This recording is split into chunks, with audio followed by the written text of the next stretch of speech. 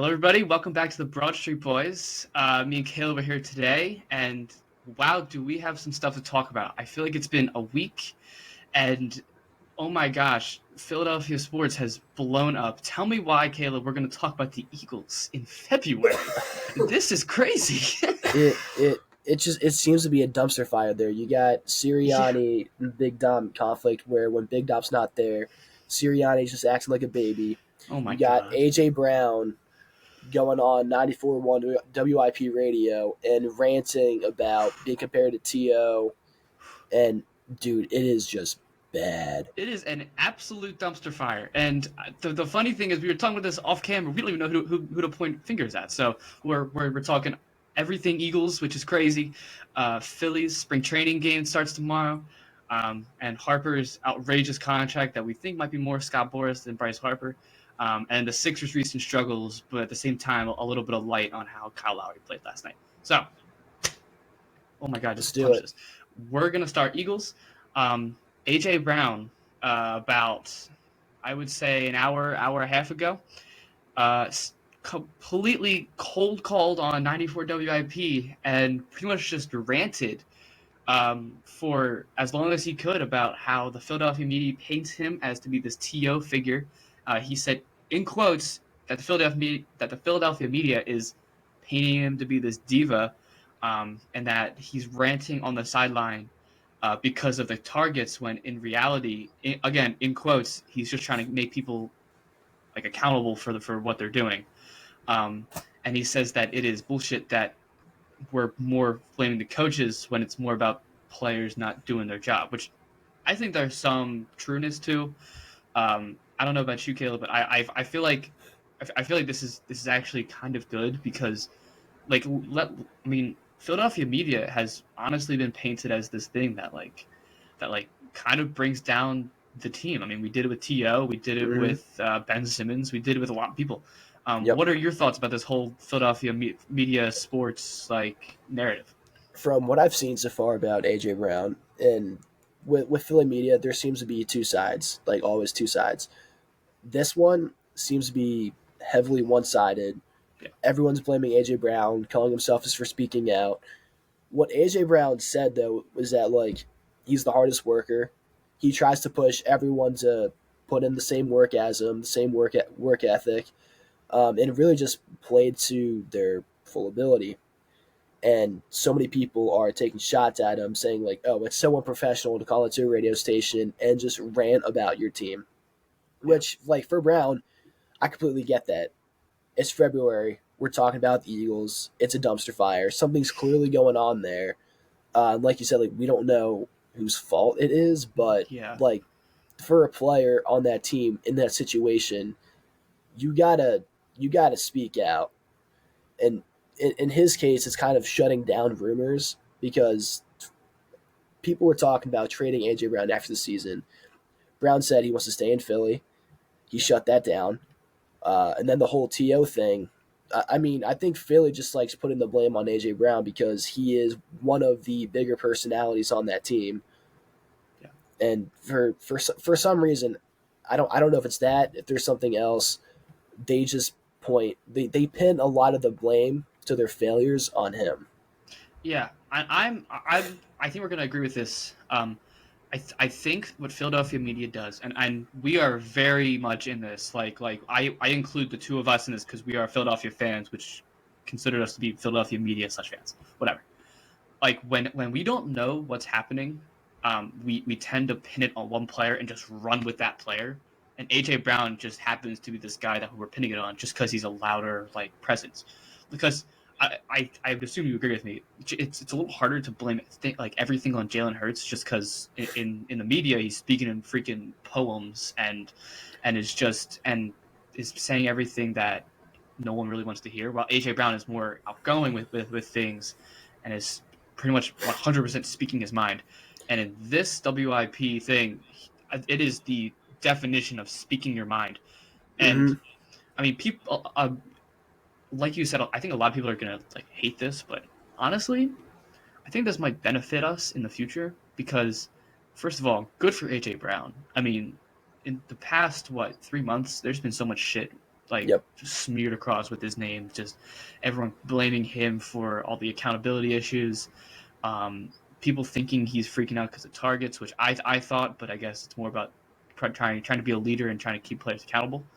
Mm-hmm. Um, but I honestly think good for him, and I thought it was very important how he kind of ended it, saying how he still loves us, but he still wants to be a Philadelphia Eagle when asked the question.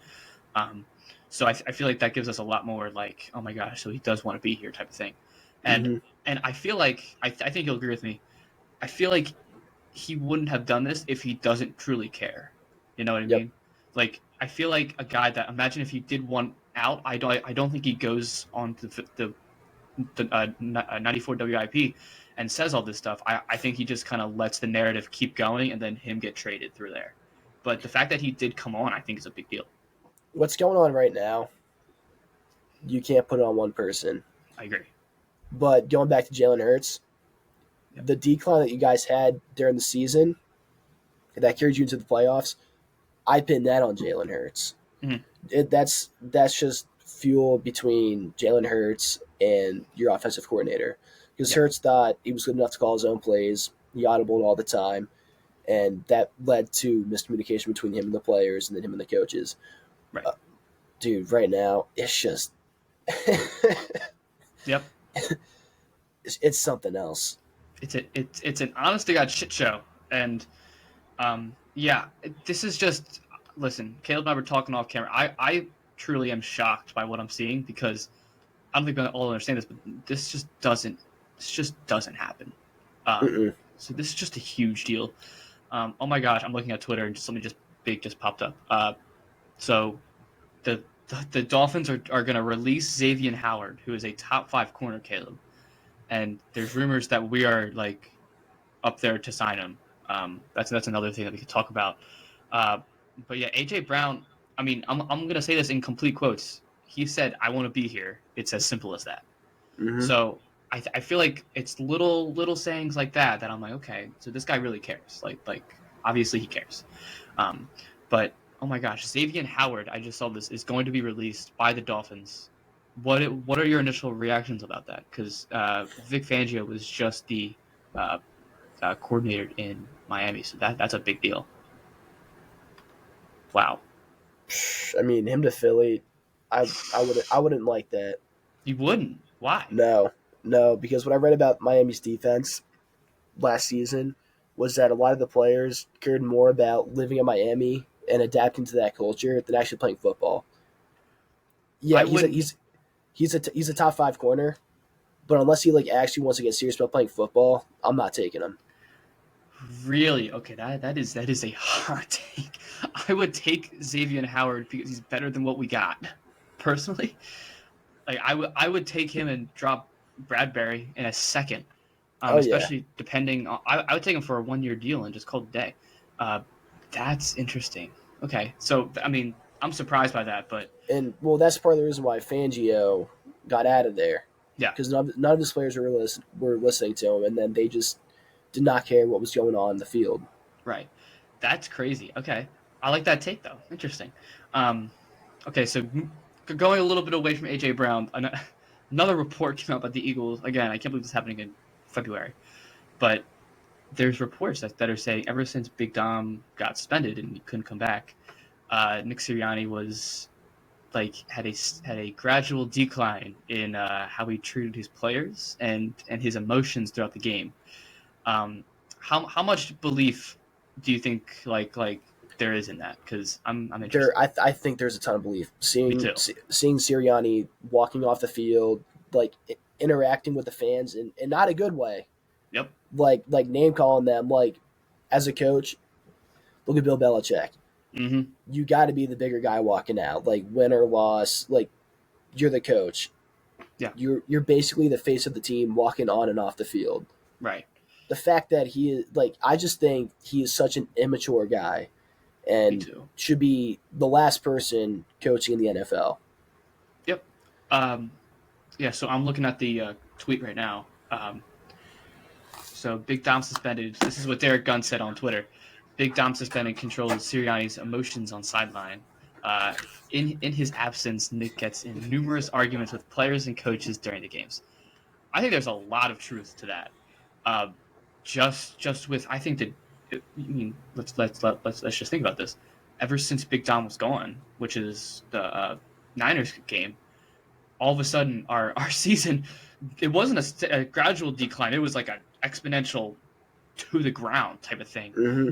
And I think that's a big deal because listen, football's a wildly emotional game, obviously, and you can either choose to kind of get your emotions out or try to keep them in and try to help like the team, I guess. And I think Sirianni struggled with that. And the fact that Yeah, so I'm gonna be real with you. The fact that our head coach needs a therapist on the sidelines with not getting into arguments with other coaches and players feels like an issue. Uh, what do you think? I think that just feels like an issue. Like the fact, like maybe you need like a therapist on the sideline, but what are you doing, right? I mean, dude, like I've been saying this. Fire Sirianni. what is happening? Like uh, like obviously Big Dom is a big deal. Like Big Dom should just be the guy, like obviously trying to hold Sirianni, maybe keep his emotions a little down, but like not like have a giant impact that that you lose six out of 5 games or whatever, right? I mean, Sean McVay had, I don't know if it was another coach or mm, same thing as Big Dom, someone who would hold him back right. to prevent him from walking on the Well, field like yeah, mid play or after a play. yeah, Sirianni has a guy to prevent him from causing issues on the sideline yep, during a game. yeah. Uh, That is pathetic. that's Like embarrassing. I as feel a coach, your job is to lead and like. to hold your team together. Mm-hmm. The fact that he can't do that is such a bad look to Philly. It's And low key embarrassing. and I think that's part of the reason why the Eagles are center of attention right now in Philly. Even with Yeah, spring training coming up, everyone's talking about the Eagles because it is a shit show. it is. And honestly, like Philadelphia media gets a lot of shit, but I get it why they're still talking about the Eagles in February. It generates clicks. It's crazy right now. Like Eagles, Mm-hmm. like again, tell me why end of February we're still talking about the Eagles. Like this is crazy. Like this doesn't just happen with every team. Um, and I think you'll agree with me when I say this, but like if Sirianni is supposed to be like this motivator, right? And he obviously isn't calling any plays on defense, and he isn't calling any plays on the offense. And he's supposed to be this motivator, but he needs a therapist to help him on the sideline to keep his emotions intact. What is his job then, right? I'm telling you, he's literally just a doll that they're throwing out there to pose as the head Yeah, coach. like this is this is shocking because it's so weird. Like if you're gonna coach.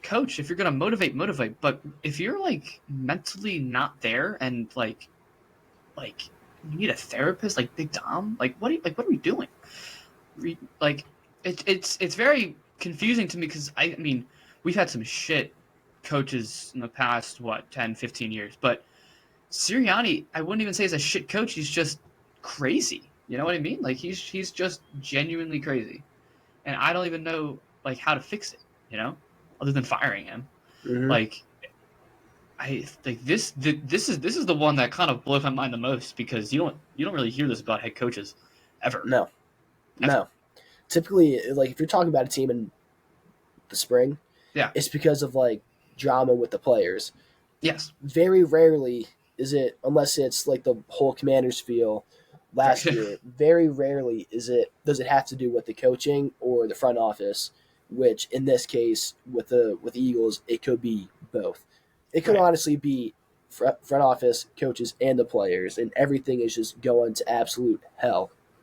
Which it very much could be. And correct me if I'm wrong, but isn't the head coach supposed to like keep your players like level headed and not Yep. get too high and not get too low, just to stay in that middle, stay focused? But when your head coach can't even do that himself, how are you going to tell like AJ Brown, who's a very emotional player, which is what he uses to like his advantage? How is AJ Brown ever going to listen to Nick Sirianni when Nick can't even do it himself, right? Think about this. How often do you see the head coach pull a player or two aside in between plays or after a play and like give him some feedback? All the time, right? All the time. It's a Aside from coach.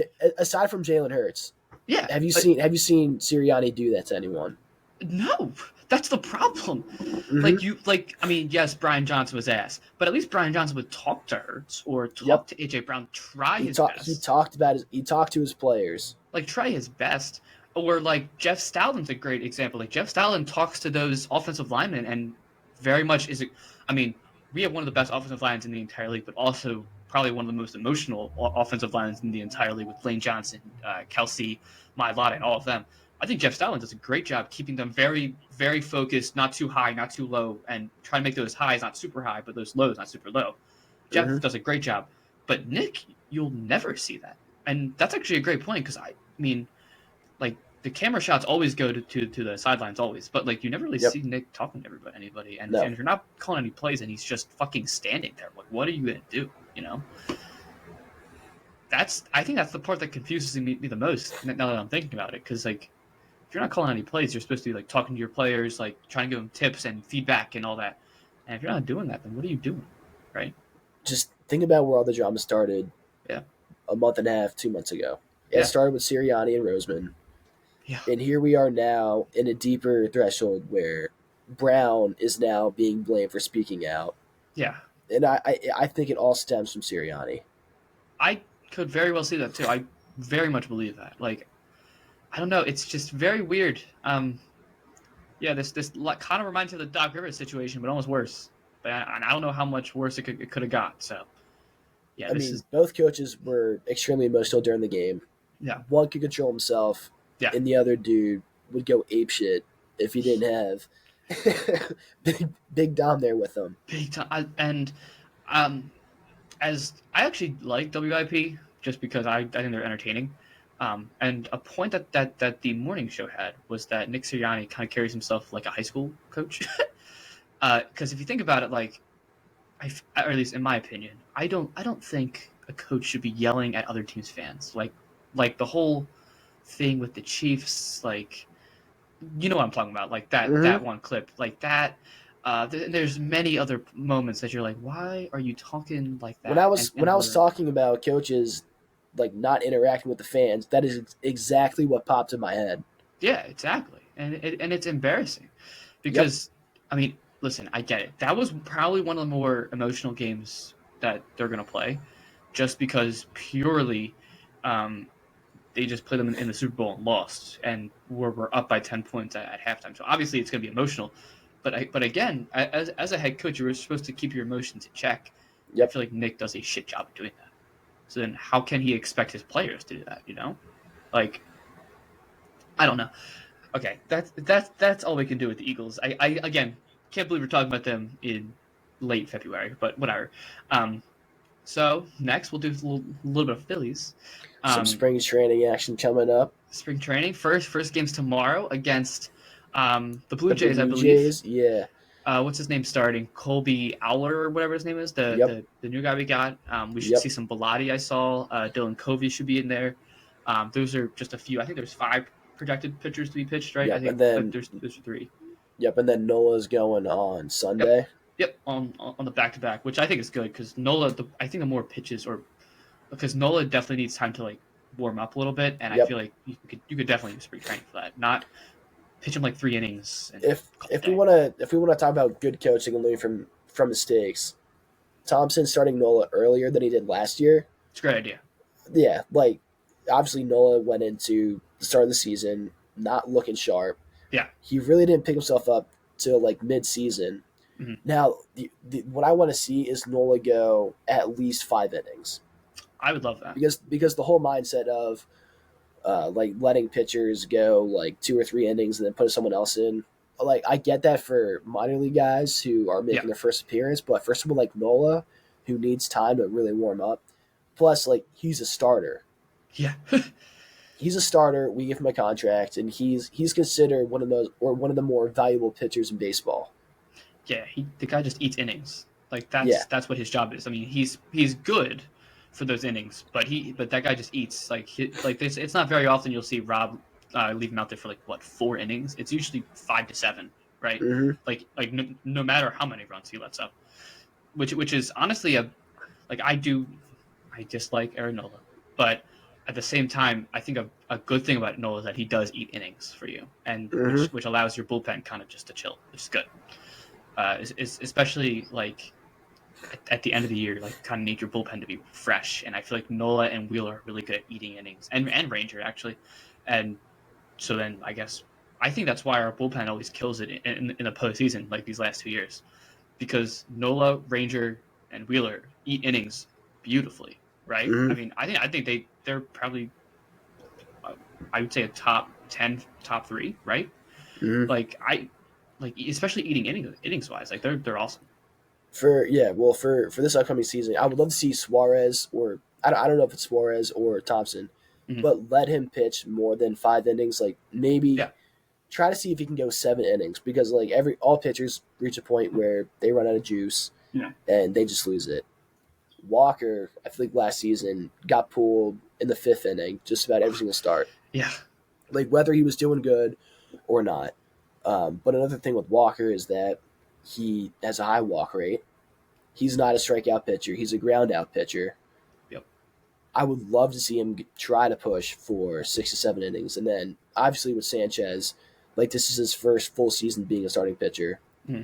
And I think the most we saw him go last season was 4 to 5 innings. Right, So then let's take the 4 to 5 innings and let's try to progress to 5 to 6 innings and try to see how much length we could get out of these guys. right. I actually agree. Like if I'm Rob, I would probably let Nola just go like three on Saturday just to ease him in. But then his next start, I would start ramping up pitch count and how long he goes in.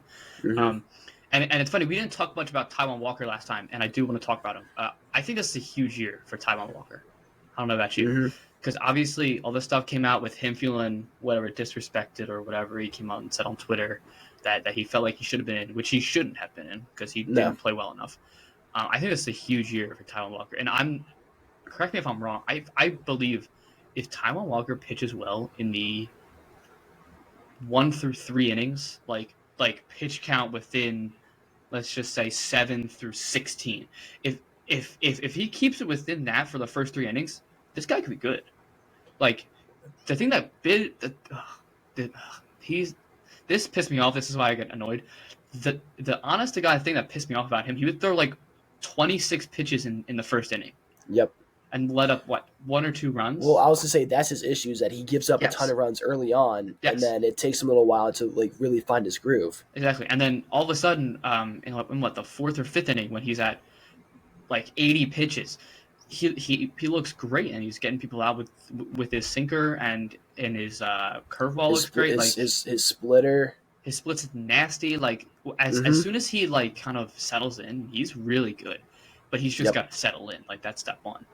Um, and I'm happy we talked about him because I honestly like I'm really rooting for Tyler Walker because he's such a good clubhouse guy and he does so much for the community. He's good for I was gonna say he's good for the clubhouse and he's Yes, great for the city. Like he does a it's lot. Like awesome. he opened up. He's got what his little. It's not a restaurant, but Taco, he has his taco cart. so Um, cool. does a whole lot with charity. Yeah, Another guy who I want to see, and I really wanted him to pitch the first game. yeah, Spencer Turnbull. yes, that'd be very interesting. I wanna see how he's gonna bounce back. Me too, because I know we said this last episode, but again, I think that was one of the smarter moves Dave did because it's literally what $2 million for Yep. a guy who was pretty solid in the 2021 year through a no hitter, and then he was not great last year and slash he was hurt. So then I think 2 million is great value for a guy like that. I don't know about you, Mm-hmm. so I don't know. We'll see. Yeah. No. Well, think about the moves that Dave's made. Mm. You got Turnbull, Yeah. and you got Witt. Mm. Those are Oh, those are two guys who have like pretty eyes. Like there's a lot of talent there. yeah. Like low risk, high ceiling type moves that Dave's been making. Yeah. Um, let's talk about him then. Whit Merrifield is a Philadelphia Philly. This happened I think the night of us recording and posting last week. So this is a big one. And I know I said this on Twitter. But Whit Merrifield is pretty much everything that Scott Kingery was supposed to be, right? He's this Mm-hmm. super utility guy that can play every position except for catcher, first base, and pitching, right? Wait, we never talked about Kingery. I think Yeah. when Kingery was coming up, I think as a system Mhm. we failed him because we had him play every single position. Yep. We never let him play second base, Yeah. and then even Why? with uh, Oh, there was Eugene. there was another guy under Girardi. No, Yeah. he almost hit the Stott because he had Right. stopped playing second, shortstop, and third base. And it wasn't until Right. Stott really settled in at shortstop where like he found his groove. If you Right. keep throwing a guy around like that, like 90% of the time, they're never going to develop and become what everyone thinks that they're going to be. Yeah. Because it's. I mean, think about it. It's a lot of expectation, and the expectation to play perfect defense at every single position is a lot. And Whit Merrifield's a great example of like what it can be. Like this guy rakes, and I was looking at his averages or last year's averages for him monthly, and the April/May when we sucked, he was hitting 306, which is a very good sign because we've obviously seen the Phillies usually open up horribly, but to Mm-hmm. have a guy like that you could just stick in anywhere would be fantastic. And I think part of the reason why Merrifield had success was because when he came up, he settled in at second base. Yes. And then the older he got, that's where they're like, all right, we're going to like, we know you're athletic. We know you can feel the ball. We're going to move you around a little bit at a time. Yeah. He would be awesome to like. So I think I might have tweeted this. I think he would be really good in the beginning of the year because he, like, obviously Marsh's knee problems or whatever.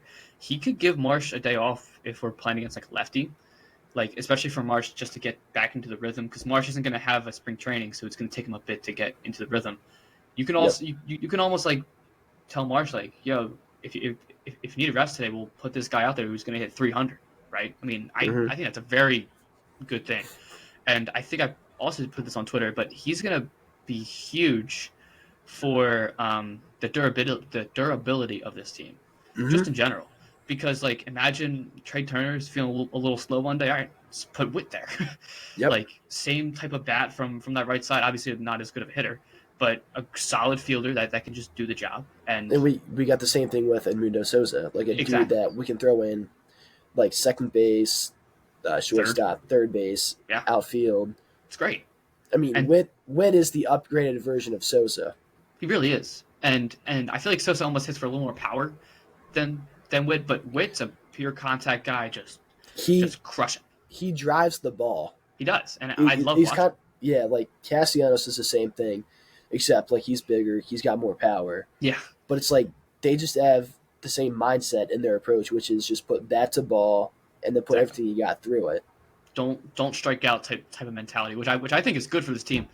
And again, I know we talked about this last episode, but um, I feel like we don't need any more power. So getting a contact guy like this, I think, is genius Mm-hmm. because then you just add more traffic to the base paths for like a big Nick Castellanos or Schwarber or someone to come up and hit him home. Yep. It's very encouraging. Trying to think, what else? Do you have anything else to say?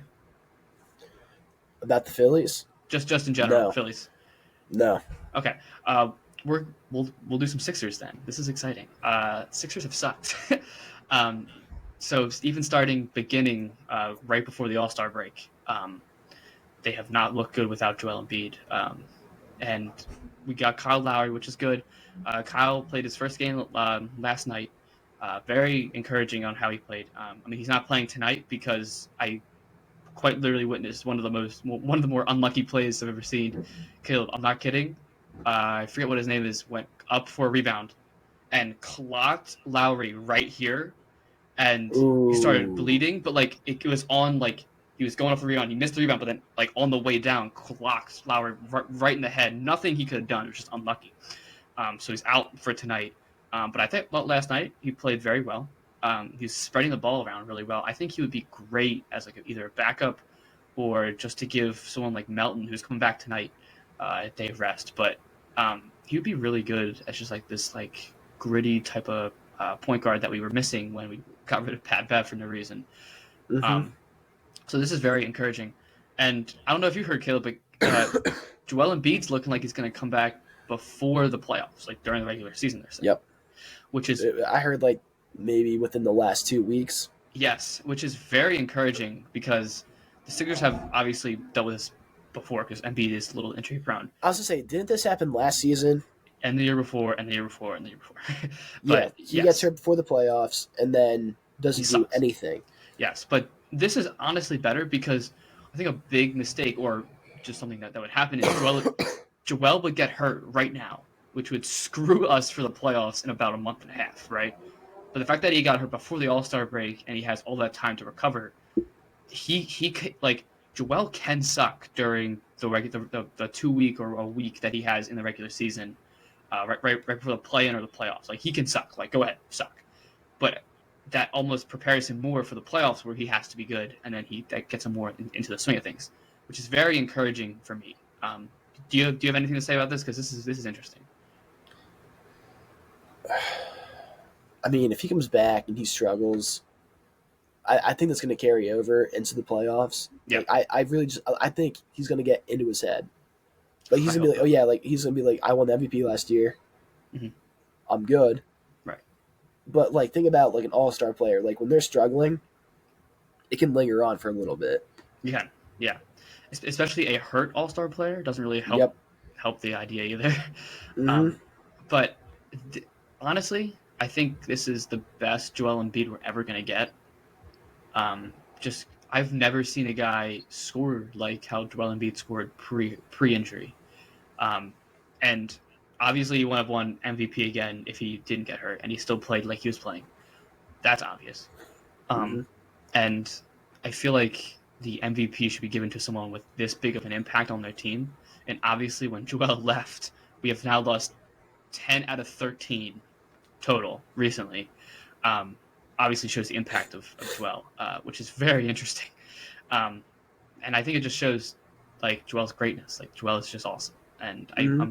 I think us as Philadelphia fans should not take him for granted because he will be gone soon, within the next 4 or 5 years, and Dude, I think it could be sooner than that. I think we're looking at one to don't break two my heart. years. You think? If you guys don't win this year, I wouldn't be surprised if Embiid requested a trade because after like the way it ended last season, Yeah, I thought for sure he was going to ask to leave. that would break my heart. I think it would break everyone's heart. I don't think he's going to do that just because he's shown a lot of belief in Maxi, and I think Maxi recently has been his best teammate. And my only thing is, I think if they do put less trust in Maxi, then Joel will leave. Um, I actually don't think he's going to be gone next year because next year is we have a lot of money, and it is a huge free agency year because you have the possibility of Paul George coming here. You have the possibility of a ton of people coming here. Um, Dude, I wouldn't sign a big name guy. You got one of the biggest names in the sport. no, I know, but He did not play well with Harden. I know Harden's a team like he's a locker room cancer, he's a cancer. but he doesn't play. I don't like Embiid. Love him or hate him, like he does not play well with other all stars.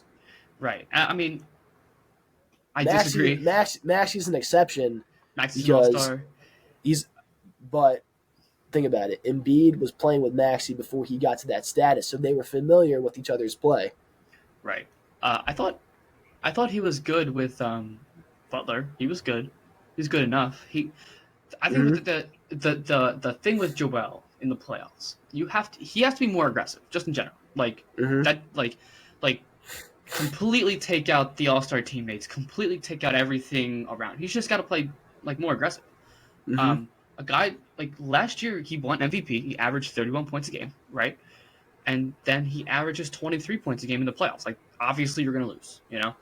So and I know he was hurt and he was out for a few games, but like you need like him himself, he needs to play better in the playoffs because he is not kidding, one of the greatest talents we've ever seen at the center position because he has a bit of everything, and I'm that may sound biased, but I feel like that's not that crazy. I think in the playoffs, especially with him, in the past years in the playoffs, he's coming off an injury. I Yeah. think part of the reason why we're not seeing him play as aggressive as we want to Mm. is because he doesn't want to hurt himself again.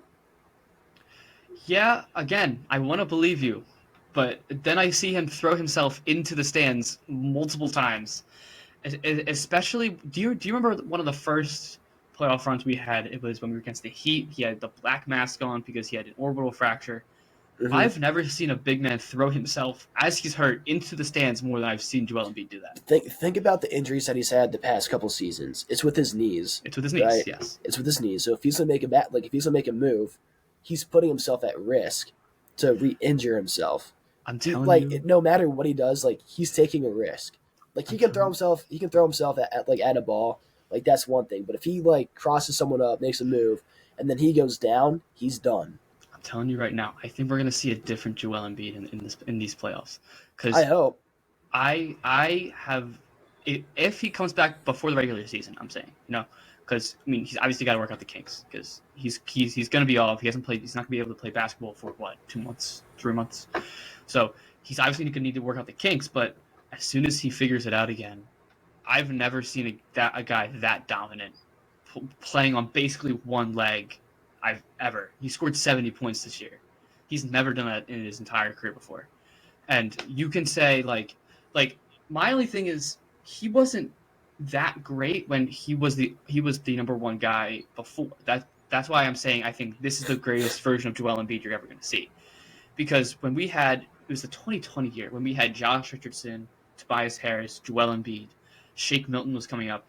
You had those guys which are all pieces around, but that was the year and effing Ben Simmons. But that was the year that I was like, oof, I don't know if he's going to be that good when everybody leaves. But he's one of the greatest centers I've ever seen in my generation. So, I mean, I believe if Joel Embiid is right for these playoffs, we're going to see the MVP that we've been waiting to see. And maybe that's me just being way too optimistic, which it very well could be. But I have a very nice belief that he's going to be really good when he comes back. If the playoffs end today, who would you guys play? Oof, we're like the sixth seed. Let me look. My only problem is I have a bad feeling we're going to be in the play-in when we do come, like when play-ins do start. Mm-hmm. Let me look. I think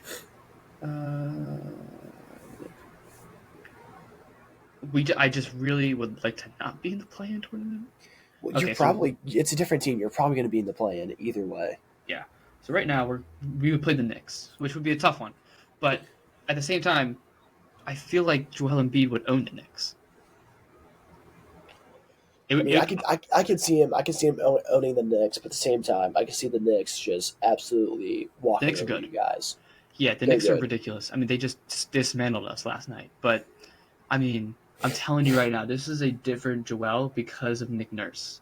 Nick Nurse is building this offense not just purely around him. It's like it's all movement. It's not like a 1-2 man game. Everyone's moving. It's a college basketball offense. I'm telling you. Joel is going to be so good in the playoffs if he's healthy. It's very Okay. interesting though.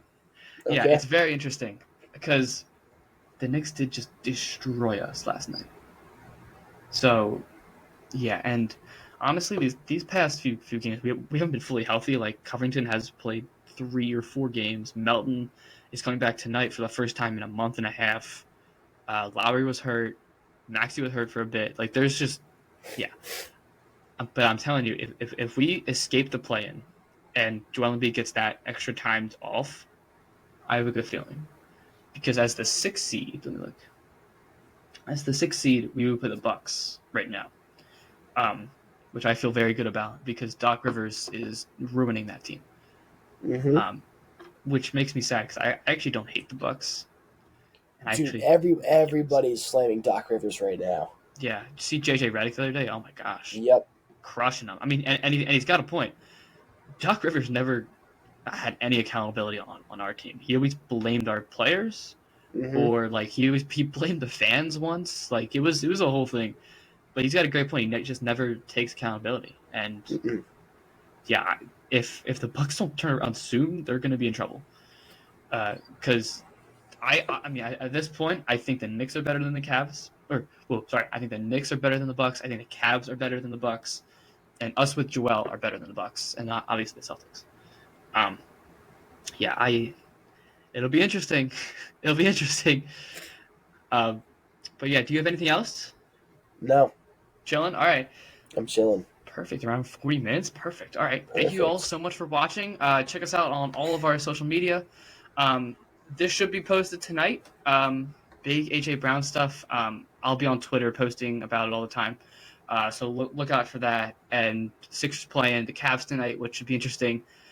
We have the Cavs number, especially recently. So hopefully we win tonight. Looking for a Tyrese Maxey masterclass. So we'll see.